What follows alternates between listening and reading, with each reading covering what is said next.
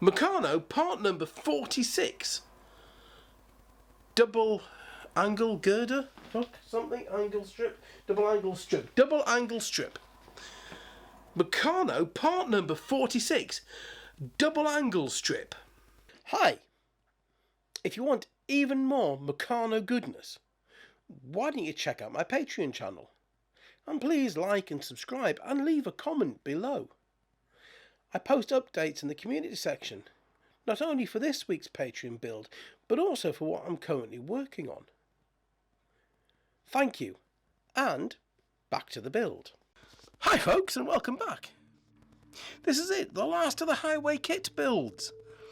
And this script has left me with a challenge, because about 2 months ago, you will have watched the video of the rear tipping truck and listened to the history of the tipper. And I can't just rehash that script and serve it back to you as warmed up seconds, claiming it to be new and original.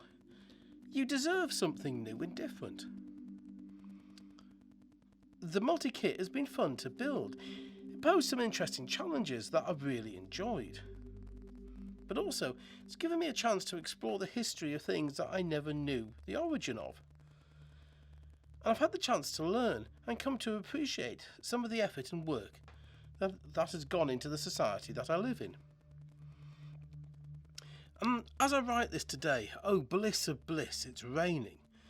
The temperature has dropped off to around 10 degrees Celsius rather than a nice 16 degrees Celsius, and I'm beginning to cool down. However, the cats are not amused with the conditions outside. One of my complaints about this kit is the generic cab that has been used. Now I understand the logic behind it, and I think it was the best option that Meccano had to solve the problem. After all, every model in this build has used it in some form or other. The Army multi-kit set that I've just started to film in August of 2022, as I write this, also makes use of the same cab, as does a superhighway kit that I will be building in the new year of 2023. But as much as this script poses me problems to write, I have the space, 2501, and the hyperspace to both write for, and no idea as of yet how I'm going to write those scripts. But if I've learned anything from script writing, it's this. The ones that have challenged me mentally the most are all too often the ones I've enjoyed the most. But what can I tell you about the side tipper without going over the information too much that I've already told you in the first build? The action of a tipper, any tipper, is limited by the mechanics of how it tips. In the 19th century and the early part of the 20th century, that was limited by the mechanical action of either rope and winch or toothed ratchet and pawl. Either way, the system was flawed. Ropes fail, and when they do, it's an awe-inspiring sight when they are under tension. As well, I learned doing forestry and winching felled trees up steep banks to recover the timber. I have a profound respect of the forces of physics when it comes to mass under load. In the early parts of the 20th century, we began to attach hydraulics to vehicles, and the ability to lift heavier loads was created. Hydraulics were nothing new at this point.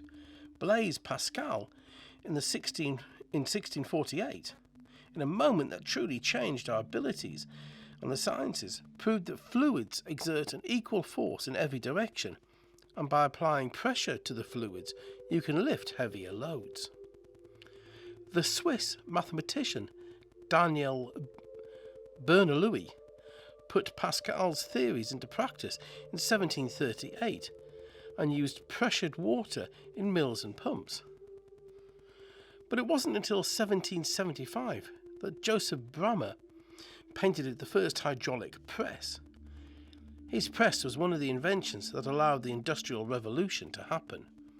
Without Bramah's design, built upon the earlier work of both Bernoulli and Pascal, we might well not be where we are now.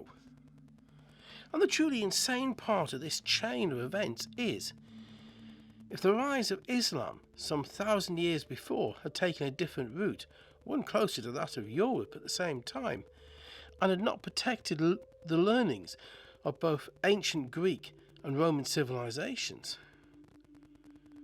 we would not have had the Industrial Revolution. This chain of events is based upon the belief that education, science and engineering was essential for society to flourish and grow. This was a time when Vikings were looting and burning places of education and learning. Armies of every major country in Europe were fighting each other, normally in the name of religion. And it wasn't until the 16th century that we managed to calm down enough to start to value the ability to learn. And in the 250 years since the start of the Industrial Revolution, look at what's been achieved. I'm sat at a device that can access everything that has ever been created. Alongside me is another device that can contact anybody in the world that has a similar device. That level of ability is mind-blowing. Pascal's work paved the way for the internal combustion engine to be created, allowed us to build the foundations of our modern world. And as I type this, one of my cats is playing tag from underneath the monitor screen.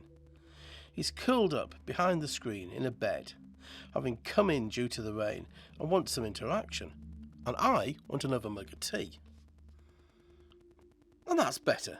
A mug of tea, a quick jog downstairs, a general bit of movement, and a chocolate digestive biscuit to go with said mug of tea. Life is good. So what does the creation of hydraulics got to do with the side tipper? It's a primary lifting force for this lorry. And the benefit to the side tipper is a reduced risk of connection to overhead power lines, as the lorry has a smaller vertical footprint to that of the rear tipper. It's also a more stable tip if, like me, you watch any of the bad day at work videos on YouTube. You will have witnessed the moment that the hydraulic ram fails on the super dump truck. The sheer size and weight of the load, having compacted in the tub of the truck, and now no longer able to slide out. The force applied to the ram becomes too great, and the tub moves to the right or left, and the ram fails.